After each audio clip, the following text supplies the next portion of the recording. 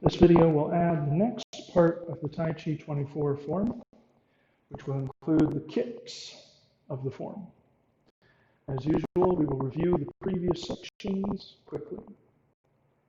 Step out to the left, double block, double block. Strike 1, 2, 3. Open the wings to block. Wing on the right, push and push. Wing on the left, push and push. Wing on the right, push and push. Grab the punch and twist it. Reach back on your right, pull and push 1, pull and push 2, pull and push 3, pull and push 4. Come up and block to the chest. Redirect punch. Push 1, push 2. Turn. Come up and block to the chest. Redirect the punch. Push 1, push 2. Now, last week's section, cloud hands. Grab the sparrow's tail. Push out to your left. Cloud hands 1. Circle up and down. 2, 3. Grab the sparrow's tail, push out on your left. Right foot at this point comes up so that your feet are about shoulder width apart. And you'll open both hands so that the palms point towards the sky. You'll look in the direction of your right hand. Then, your left hand will pull to your hip and your right hand pushes out in front of you. At the moment, the left foot is forward. Left hand then goes up, past, and on top of the right wrist. The hands now start moving together. But first, a little bit of confusing footwork. Your left foot is going to step out towards your left, almost 90 degrees off of the line we've been working with this whole time. So this is the line we've been walking this whole time. This is where my left foot is pointed now. 90 degrees to my left. The hands are going to circle up over my head and then down along the sides of my body. My right foot, lift up the heel, pivot on the ball. Now I'm faced completely in that direction where my left foot is pointing.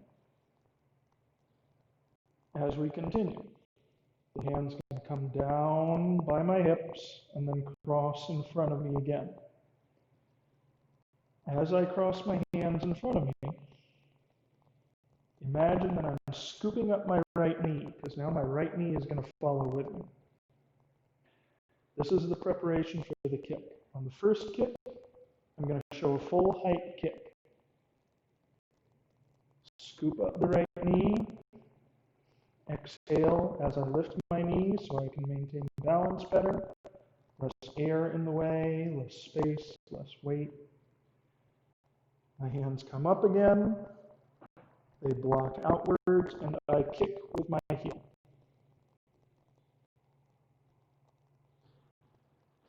When we do the kick, we try to kick as high as we possibly can while maintaining good balance. If you can kick all the way up to your head height, you go ahead. However, the only requirement is to get the foot off the ground. For those who need it, that can mean all you have to do for the kick is this, like you're kicking towards ankle level with your heel. My balance is still completely on my left leg. More advice on that to come. And my foot is off the floor, but if I'm not confident in my balance, it's not off the floor by much. I can just fall onto my heel a distance of 2 inches and be okay. Now, after we've done the kick on the right, We do a unique move in the 24 form, meaning we don't repeat this anywhere. We are going to put our right heel on the ground, and both of our hands are going to come to our hips, right at the belt. At the belt, we're going to close them into fists. My right foot is now flat on the floor. I'm going to pull back from my shoulder blades and punch from both sides to the side of my opponent's head. Theoretically, your kick doubled them over, hit them somewhere in the stomach, and now you're trying to knock them out before they have the opportunity to try anything else on you. Where your foot lands, it can land a little further away from you, and you can lean into it a little bit, but keep the knee above the heel. Yeah. Then, after we've done that temple punch, we let go with our hands, circle them down again, we're pivoting on the right heel in so that our right foot faces 90 degrees from where it was.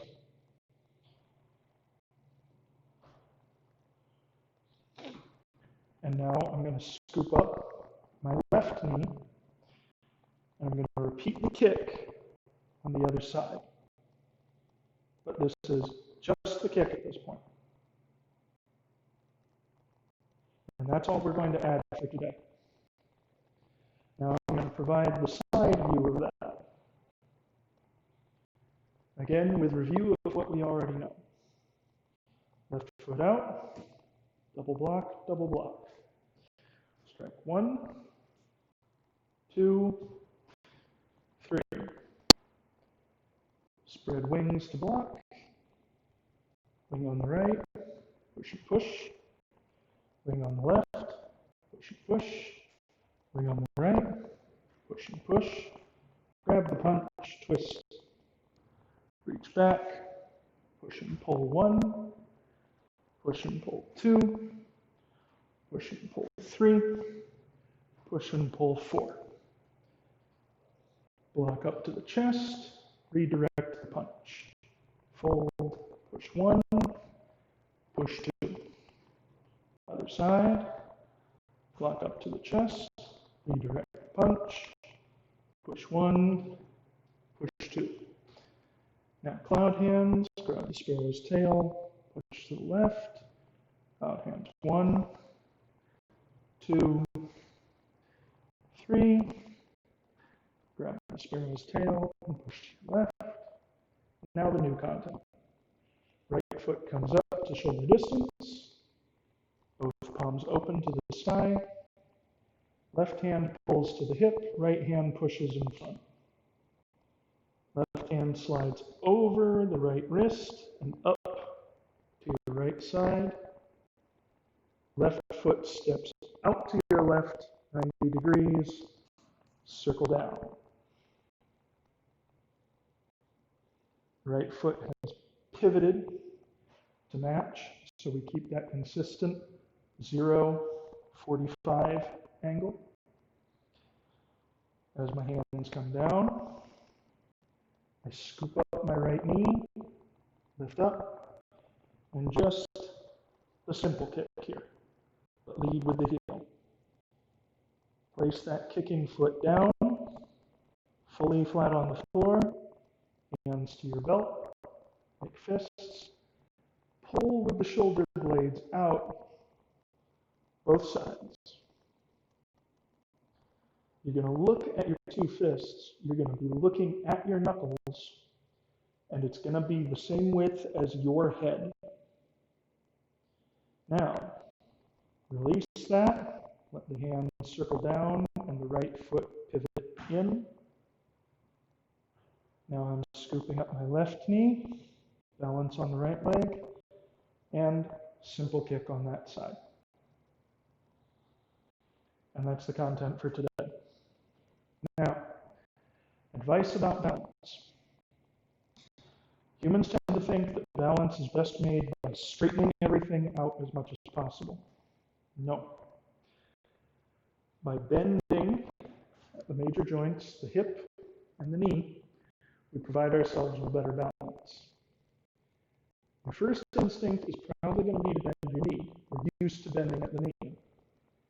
That is part of it, but don't rely completely on the knee or all of your weight is going to be on that joint. Bend with the knee first, but then add the hip. That way you're carrying your weight up on the thigh muscles.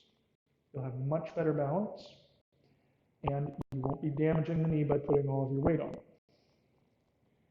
And even if you just practice this simple little kick at the height of your own ankle, just to adjust yourself and see where can I have peak balance, where I'm carrying the weight on my muscle instead of my joint. This is an excellent practice for that.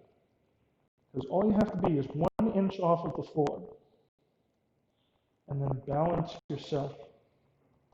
And when you've done that for a bit of practice, when you've gotten used to it, and you've found that spot, then for one thing, that low height is going to feel like you can maintain that forever. And for another thing, after you've found your spot where the knee and the hip are in the right spot, and it's on the muscle, not the joint, you can try for a higher level kick and gradually get your kicks up higher. And of course, that also requires stretching the leg muscles, but for the sake of a balance exercise, this is quite good for practicing one-legged balance. Because even if we make a mistake, even if we can't maintain that, it's a 1 inch fall, and we're falling onto the heel. Hopefully this practice will be useful to you. Looking forward to seeing you next week.